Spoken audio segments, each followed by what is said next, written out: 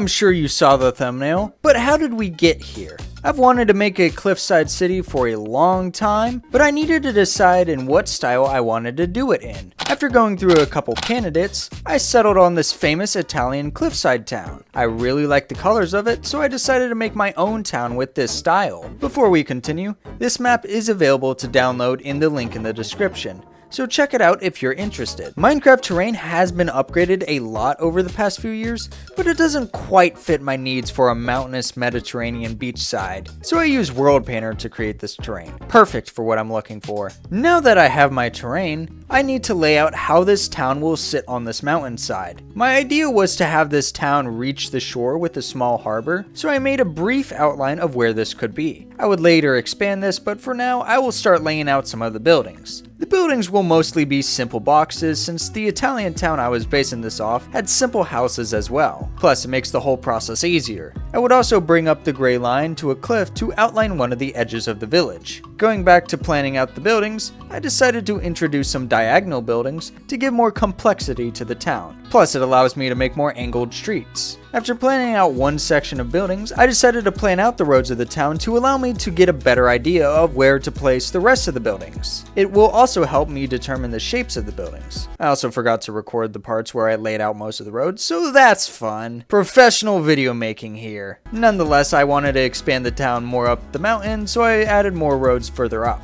After a bunch of road planning, I began to finish up laying out the buildings. And because I made a ton of roads, I have a lot of buildings to add. After spending a ton of time laying out scaffolding, I expanded the layout of the harbor and started filling in the scaffolding with different colored concrete and terracotta. This was the main calling card of this style, the colorful buildings. However, I didn't like some of the colors on some of the buildings, so I decided to change them. The color change just made it look a little more realistic in my opinion. After a lot of block placing, all the scaffoldings were filled out. However, I felt this town was missing something. A lighthouse. The lighthouse should be a little bit out of town with some nice positioning over the water. This spot on the mountain was perfect for what I was looking for. So I planned out a road to reach the lighthouse and started laying out the lighthouse itself. It's a generally simple build since it's just a bunch of cylinders stacked on each other. The hardest part of it is really just the roof, but since I've done so many tower roofs, it was pretty easy for me. I also thought it was probably a good idea to just add another road leading up to the lighthouse since this road wasn't really going anywhere. Even after adding the lighthouse, I still felt like something was missing. I decided to add a simple castle in the top left. I added a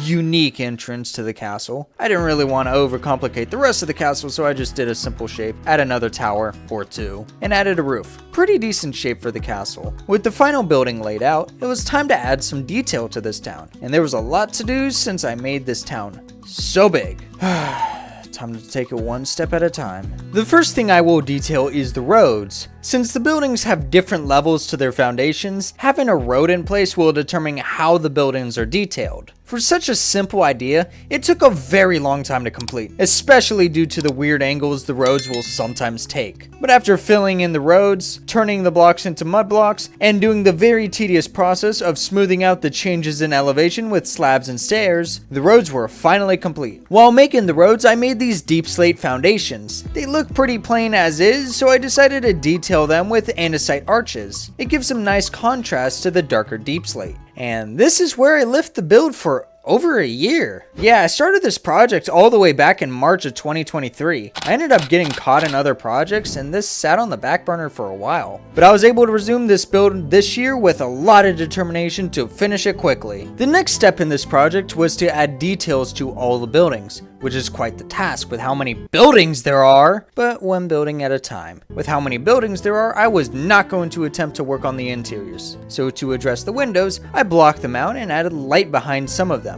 Another thing I noticed about Italian towns when doing research on them is that they have a lot of plants around their houses. So on many of the buildings, I added potted plants along with some vines along some of the buildings. Thanks to the relatively simple designs I've been using, each building doesn't take too long to detail, usually about 5 minutes parts per building. But with how many buildings I still had to do, it was taking a while. And after repeating steps over and over and over again, I started to notice some things I didn't really like. First, I didn't really like the look of brick roofs compared to the other roofs. The problem with bricks is that it's very dull compared to the other blocks used. It doesn't really fit with the colorful theme I'm going for. So I changed all the brick roofs to red nether brick. And in my opinion, it looks a lot better. Another thing that just got exhausting was the windows, especially the windows with the light. It just took so much more effort than it really needed to. So I decided to change every window to redstone lamps. It makes the windows look a lot more consistent and much easier to place down. After those slight changes to some of those designs, it was pretty smooth sailing for the rest of the buildings. It took a lot of time to finally finish the preliminary designs, but it got done. I'd say the town turned out pretty nice from a distance, but I still have 2 more buildings to work on. The next building I will work on is the lighthouse. The first thing I will do is work on the foundation of the lighthouse. It'll just carry over the design from the roads. For the actual tower, I'm going to do the stereotypical lighthouse with the red and white stripes. So why am I using lime wool, you may ask? Well, rather than just using one type of white color, I'll be using multiple blocks to create a gradient, and the lime wool is just a mask. After getting those stripes laid out,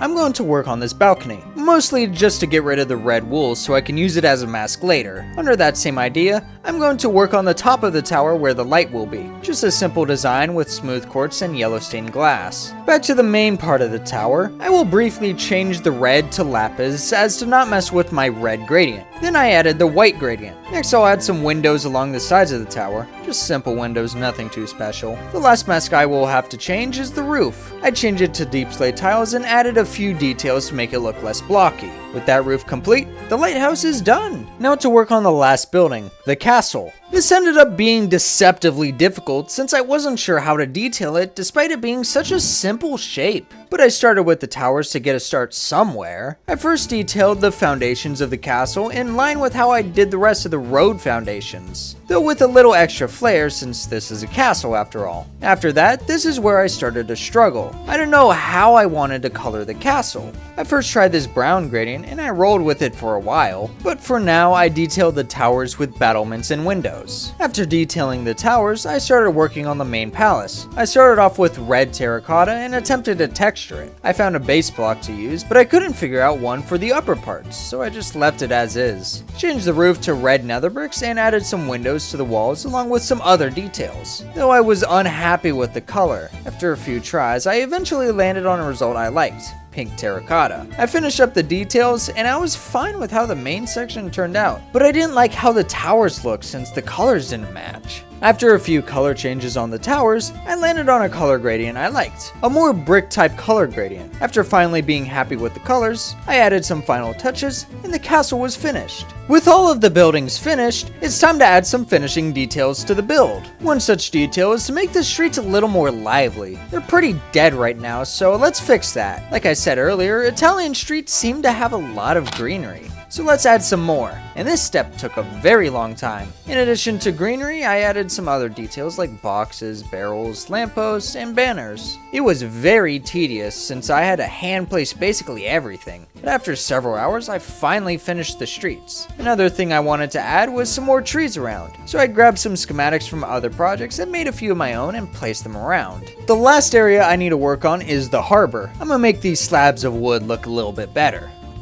Yep, that looks good, though this area of dock is looking a bit empty, so I'm going to add some stalls. With the main portion of the dock finished, I need to add some boats. So back on the red platform, I made some motor boats of varying sizes and styles. I also made some different colored versions of the smaller boats. I then pasted them around the water with most of them parked in the docks. With all these boats placed, this build is finally finished. Quite proud of how it turned out, and I hope you guys like how it looks too. 1,000,000 likes and I'll consider doing the interiors.